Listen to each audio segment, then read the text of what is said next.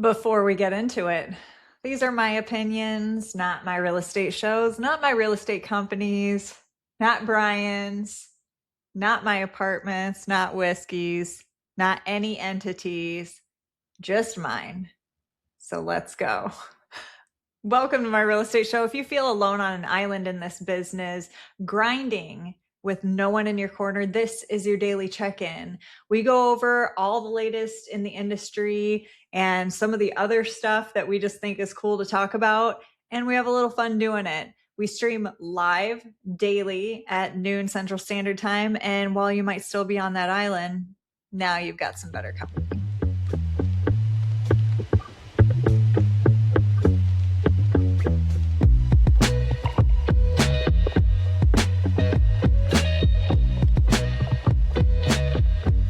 Welcome to my real estate show. They tell you real estate is a numbers game, but what if that is the lie that's keeping you broke? I'm Sandi Lyn, CEO of a nationally expanding real estate brokerage, cloud-based.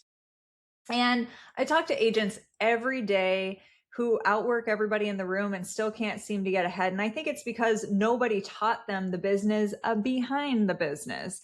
Every weekday, I break down how to get paid exactly what you're worth. And I don't do it alone. My co-host Josh, however, is out today taking care of some things that are a little bit more important than this show. And if you watch the show, you know what we're talking about. I do have producer Brian in the studio with me. He and I served together in the Marines back in the day. Producer Brian, thanks for joining me today.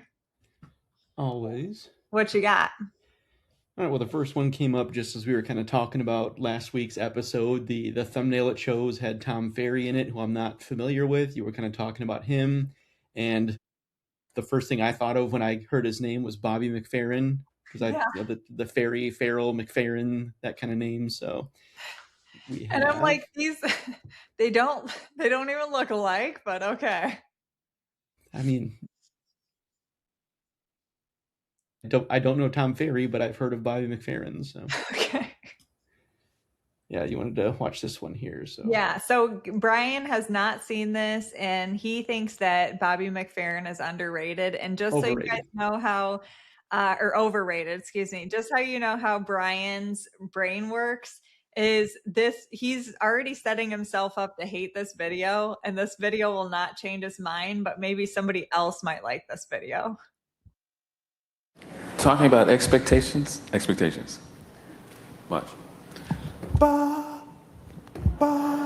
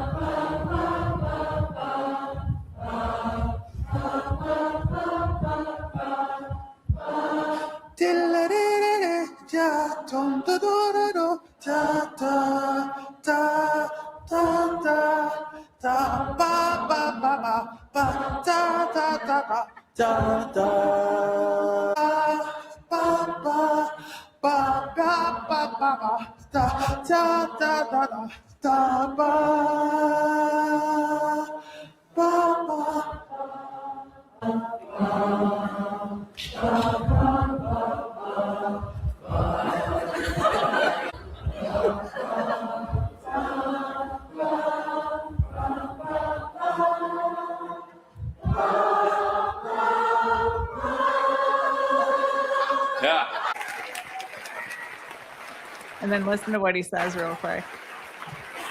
What's interesting to me about that is, regardless of where I am, anywhere, every audience gets that. But it doesn't matter. So what do you think about that, Brian? I mean, it's interesting. I understand like why it works, because everybody listens to enough music, has enough knowledge of music to know upper and lower, tones or frequencies or whatever. I think mostly the reason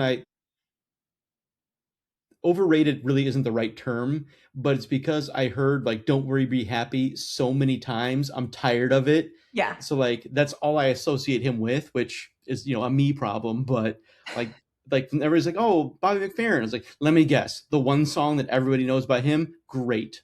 Yeah. So like that's my kind of problem with it. But like I know he's really talented. His understanding, and I saw something this weekend, and I've mentioned it before, where the whole concept of "explain like I'm five," I don't know if it's a misattributed quote to Einstein, but what I heard was he said, like, if you can't explain it to a 5-year old, you're not an expert. If you Hmm. can't dumb the thing you know down enough to that level, you aren't an expert on it. So when somebody can explain, like I'm not very musically inclined. Like I know when I listen to a song, I'm like, this is the part I really like right here. Bridge, chorus, verse, whatever. I don't know what any of it is. I don't know like basic scales. I have no musical knowledge, so I can't explain things on that level. So when somebody can do something like that, it is impressive.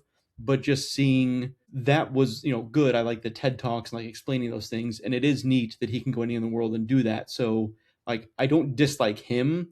It's just whenever that comes up, it's that one thing that he's known for that I've heard so much I don't even care to hear it anymore. Agreed. I never was a Bobby McFerrin fan. I think that's a stretch for me to even say that I would be now. But when I saw that video, it gave me chills because I love how the human brain works musically. Like I love music and music's like my thing.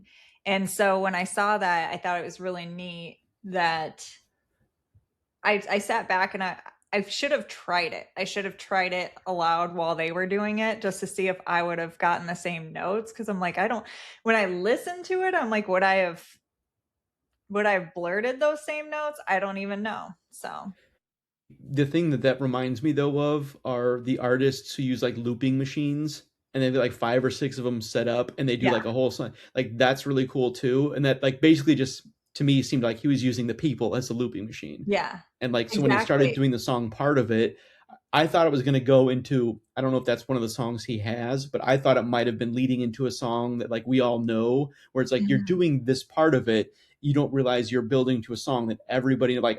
I don't want That to would say have like been that was a cool. letdown, but like I was expecting it to go somewhere, and like him just like, yeah, everybody knows this scale. Like, all right, cool. Like Yeah, that would have you're been right, cool. but yeah. And I almost wonder, so I like your view on that, but I almost wonder if he purposely didn't just to be like, see, it's not a song that you guys know at all, and you guys still sang it. So, I know with like scales and two, like we were talking about how again I think it's Imagine Dragons, but they had the song, uh was it Radioactive, or like, or was the group the Pentatonics or something? Like what was, there's like a group that does like a cappella songs on the pentatonic oh, scale or oh, something. yeah, it's Are they the Pentatonics, and that's I how I think know they're the that? Pentatonics. Okay. Yeah, but like that's where I was like, I know that it's a scale, but if you played me 5 different scales of like songs or notes and said like which one is pentatonic, I'd go, I have no idea. Oh, yeah, same. And like I said, music's my thing, but I didn't say I was an expert in music. I like playing chords on the piano and singing to them. When I grew up, I took like 6 weeks of guitar lessons. I took a couple piano lessons. I played trumpet for 2 years in high school, but like I guess I knew how to read music when I played the trumpet because I had to, but I've completely forgotten, and it's gibberish to me now. Yeah, So like, what is more impressive, learning to read music or just learning to know the notes? I also am in the camp of conductors are useless. I don't know if you've seen that argument before. really. Yeah, where like some people are like, no, no, no, like he keeps time with the music. Then you don't need the music, because if he's keeping time, you don't need to see the notes in But the time. they're Like, there for they're like a director. I view them like a director on set where you're like, you need more emotion, you need more volume from here. And this part, like you guys need to chill a little bit. Like that's how I view a conductor. what I'd like to see is, here's a, I guess, a normal orchestra playing with a decent or good conductor. Here's a horrible one. This is how, like, maybe That'd a be conductor cool. keeps it here. Like, here's one where the conductor just screwed the entire thing up, and this is why Yeah. you need it. Or like, here's one without a conductor. I need that comparison for me to justify that job. It just doesn't make sense to me. Like, I I think played that'd be it, cool. so Yeah. Okay, so I have another one before you bring up a clip. So we at our company, since we're like Brian and I are both Marine Corps veterans, we were used to having a commandant's reading list, which was a list of books that the commandant of the Marine Corps would recommend.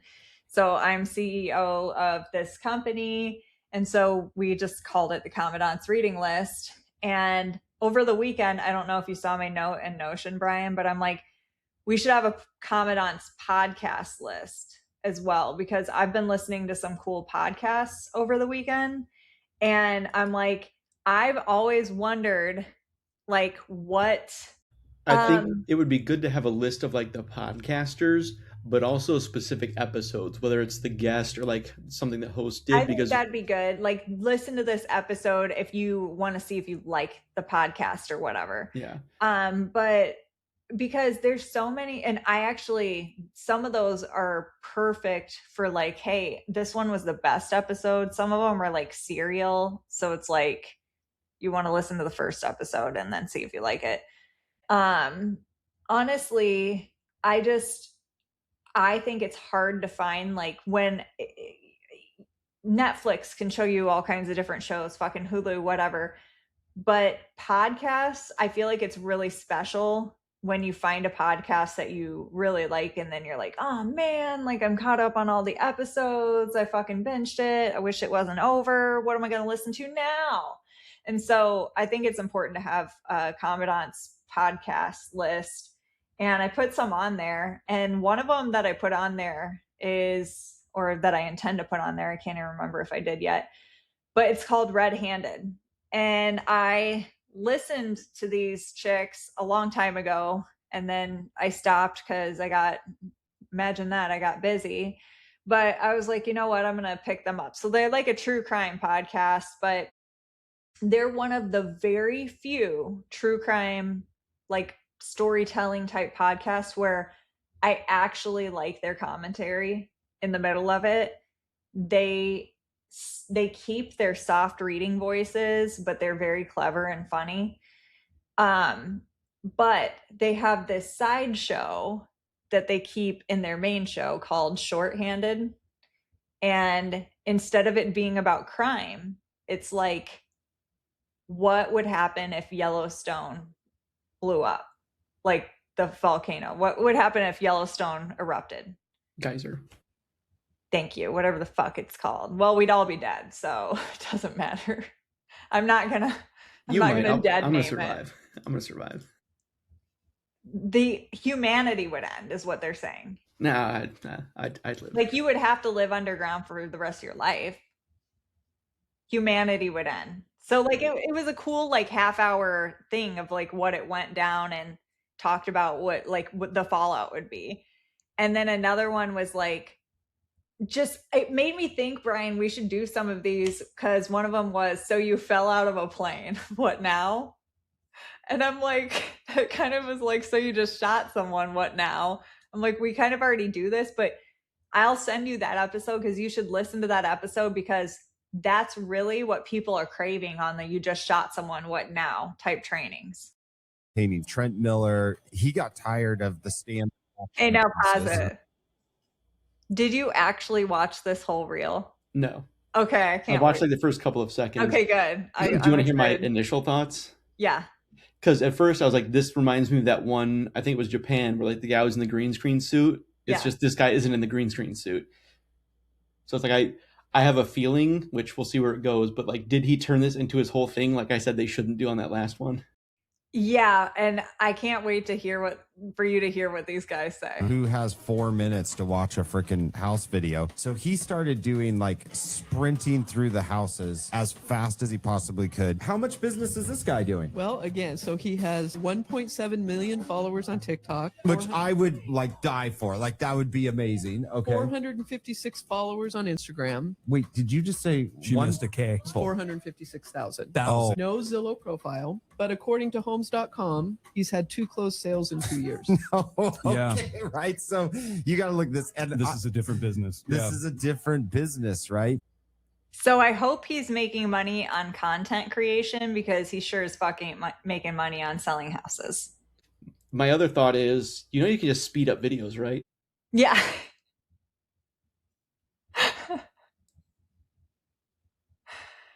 I'll have to look up who those guys are, because I don't even know who they are. But that's the type of lighting I'm trying to achieve. Like, how can I not achieve that?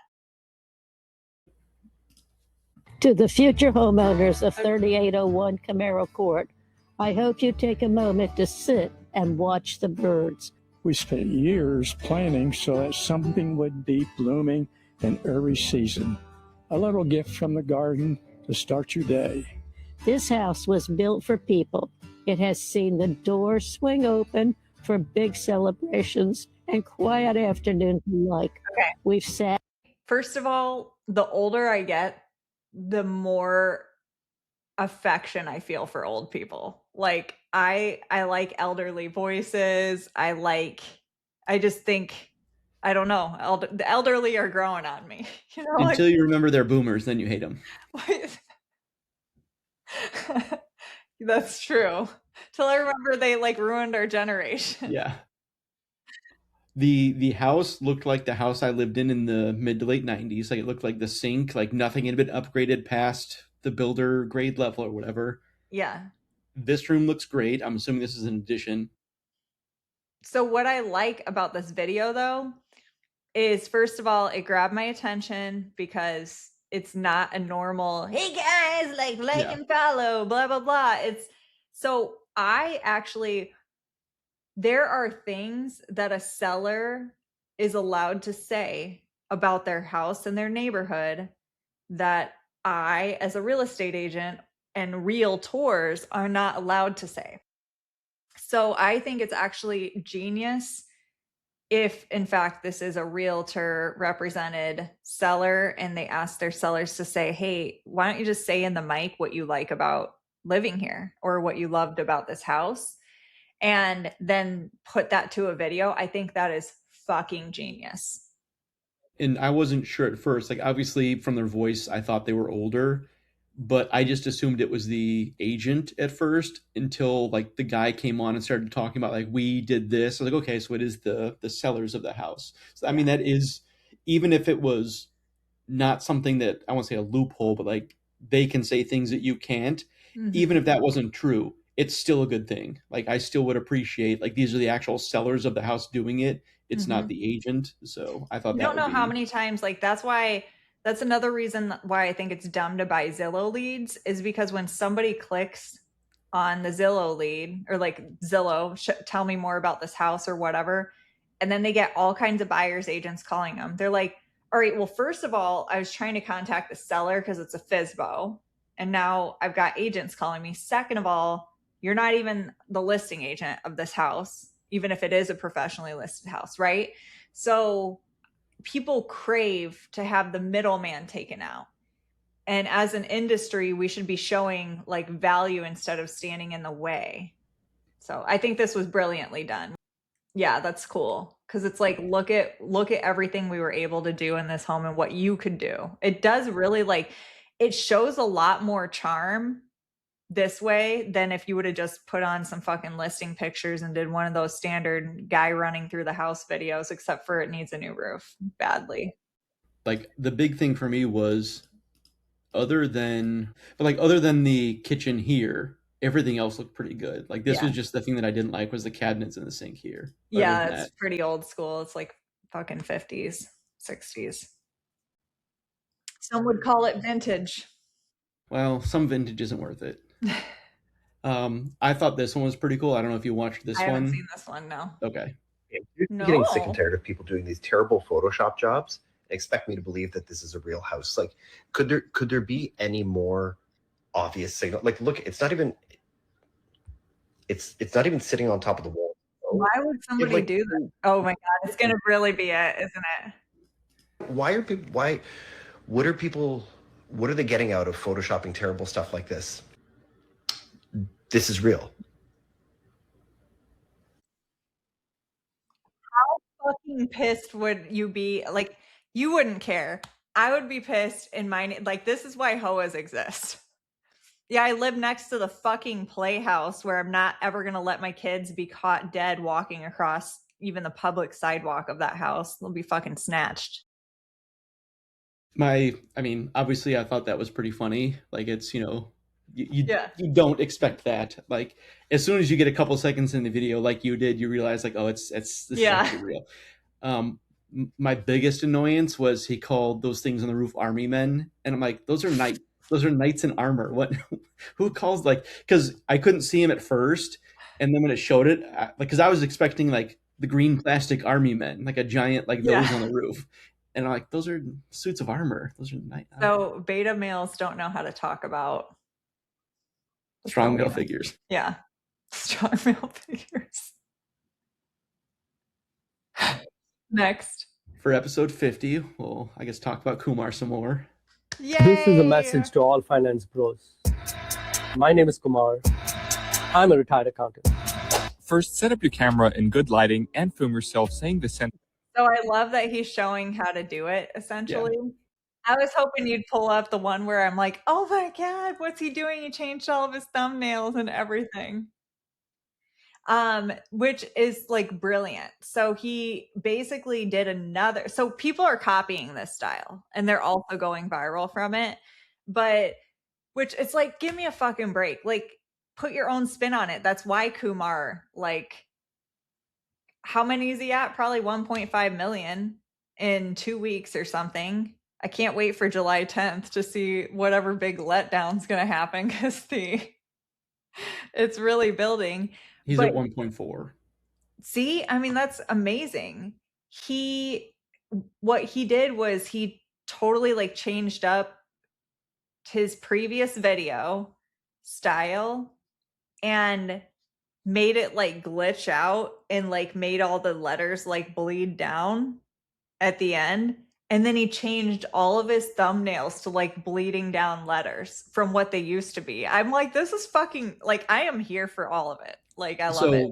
That reminds me, like, I'm sure this is in a lot of fields, but in IT, there's like being on the cutting edge, right? The cutting edge of science, the cutting edge of whatever. I forget how long ago it was, but like the first time I heard the term the bleeding edge, because like the bleeding edge is in front of the cutting edge. Really? Yeah.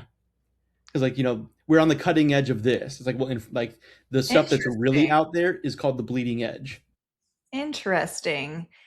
So, by the way, that made me remember how like you've said to me before that you think it's cool sometimes if somebody has their whole grid on Instagram arranged to make one big picture or something. And it used to be where you had to be really purposeful in the content you posted in the order that you fucking posted it. Now you can actually rearrange shit on your grid. So your top 8, they're stealing from MySpace? Pretty much. So just for you IGers out there, I learned that over the weekend. And I thought this one, anything that shows like how to do better with cameras or lighting or, settings and stuff. So I didn't watch this whole thing, but I forget who sent it in, if it was you or Josh. 10 out of 10. I'd think stretch them to like 2 or 3 seconds. I agree on a few, like 2, it could give you like seizure issues. If I wanted to see it, it's like, okay, now I have to go back and I have to pause it, and I have to pause it during that 1 second. But see, that's them also tricking the algorithm. They just got another couple watches out of somebody. Now I'm not going to watch it at all. Sounds like you're going to go watch it again if you like the house.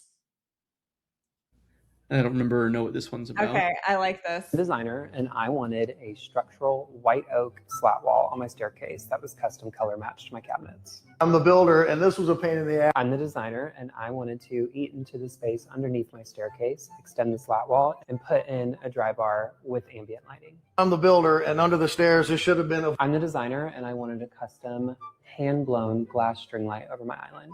I'm the builder, and this was supposed to be... I'm the designer, and I wanted a two-sided fireplace that was surrounded by custom hand-rigged plaster and a floating marble hearth.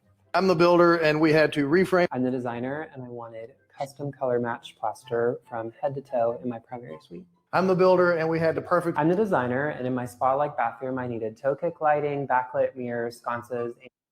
Toe kick I'm lighting. the builder, and what the... So yeah, I just thought that was really cute because if you've ever custom built a home or represented clients at custom built homes, change orders or custom things like that, they are a lot of money. And I remember we had our kitchen island moved a few inches over, and that says a lot more about the builder and how amazingly accommodating he was than anything else. There are some builders out there that will most certainly not accommodate a house of that caliber or designer choices, and they're stick builders that are like very systematic and like you get what you get, and then there are builders like that turn it into great marketing. That was great fucking marketing. It was cute. It was real. It was funny. I appreciate it. I almost wanted to hear the end of the builder's sentences. Like you could kind of tell where they were going, but I sympathize with him a lot because I, working in IT, I've had people who are like, can you make it do this? I'm like, no, I can't make the program do that. Like that's not how things work. And you remember like in my old house, the coffered ceiling in the great room. And it wasn't just like a standard straight coffered ceiling. It was a diagonal coffered ceiling that went along perfectly with the diagonal laid wood flooring that was in line with the corner fireplace. And all of that was design choices. And the contractors said that that was one of the most difficult coffered ceilings that they'd ever done because it was so perfectly symmetrical, diagonal, weird. I mean, at least it looked good. It wasn't like you do it and then you're like, oh, fuck, this looks horrible. Yeah, because it was quite an upgrade that we didn't want to let go of. I don't know how this is so quick. I thought it was a longer video, but it's 5 seconds here, so.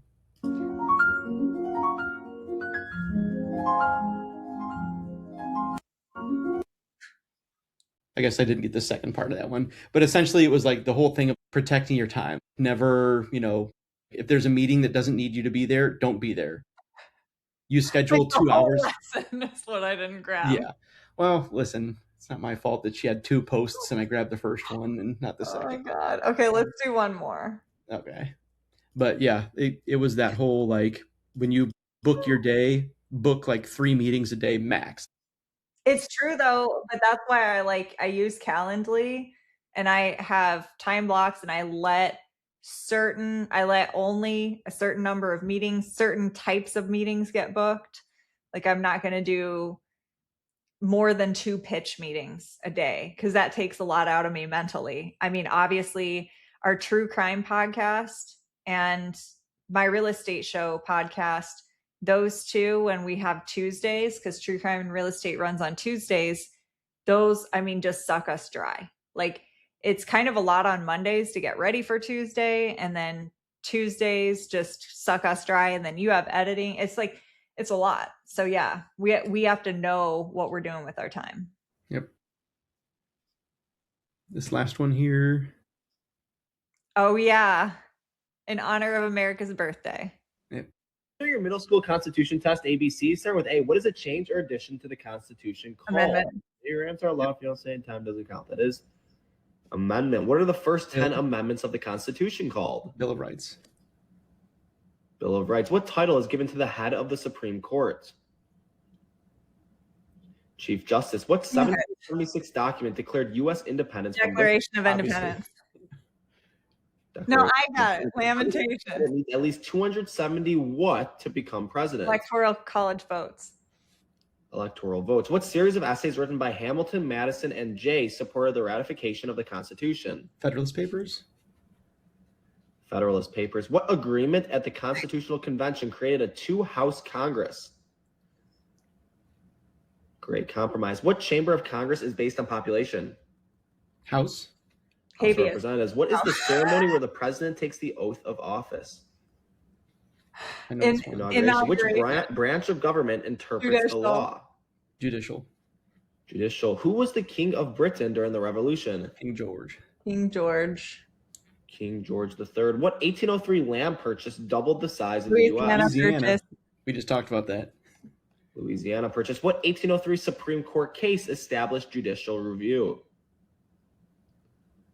Marbury versus Madison. What's the term for rights people are born with? Naturalized. Natural rights. Cases that go directly to the Supreme Court without appeal have what? Original jurisdiction. What is the introduction to the Constitution called? Preamble. Yes. Preamble. What is the minimum number of members needed to conduct business in Congress called? Quorum. Wow. Quorum. The formal approval of a document or amendment is called what? Ratification. Ratification. Who is the leader of the House of Representatives? Speaker. Speaker of the House. Who is the third U.S. president? Taft. Teddy Roosevelt. Jefferson. The preamble's goal is to form a more perfect Union. what? I didn't think it was Taft, but that's the first Union. one. What is the president's power to reject a Veto. bill passed by Congress called? Veto. What was the 1794 protest against a federal tax on whiskey called? The Whiskey Rebellion. Whiskey Rebellion. What is it called to return a person accused of a crime to the state where it was committed? Exile. Oh. Extradition. Which 1781 battle effectively ended the Revolutionary War? Yorktown. How many amendments did the original Constitution have when ratified in 1788? Zero. Guessing zero. Okay, all right. We're done with the kid. But I'm pretty proud of us. We did all right. Yep. Yeah. Quorum comes up a lot with meetings on Teams. Interesting. All right. Well, here's what I'll talk about before I close this out. On Tuesday mornings, we have what's called True Crime and Real Estate. It's our sister podcast. And it is another training for real estate agents. We make it fun because it's covering all kinds of different cases of true crime and things about specific to real estate, right? But it's how to not get murdered, how to not get involved in a Ponzi scheme, all kinds of different things. We've covered Cabrini Green and Skid Row and just historically crime-filled properties, and how did the government, how did the community planners organize these things? So just, it's all about real estate. So it's not just for real estate agents, but it's really good for real estate agents to educate themselves, listen to, and then maybe sound cool when you're talking to your clients and actually have something fun to talk about besides the latest on the stupid Burnett Sitzer lawsuit, right? We've got Dutch Mendenhall, who raised millions on social media. Millions. The Florida Attorney General, I'm still laughing at that, Brett. The Florida Attorney General called it an apparent Ponzi scheme because 5,000 investors, as a result of it, are in bankruptcy court. 5,000. So, although they couldn't find a way to indict this man on any of those counts, they ended up indicting him over one mortgage. All right, so that's what we're going to be talking about tomorrow. And we do have a YouTube channel, True Crime and Real Estate. We'll be going live on that. And then it's wherever you get your podcasts, it's available by 9 p.m., just like this show. So if you found value in this show or any of the clips, please feel free to send them to someone else who would find value. Please leave us a review, comment, anything. We want to hear from you. We want to know what you want to hear about on this show. Yeah, that's all for now. We'll see you tomorrow at noon Central Standard.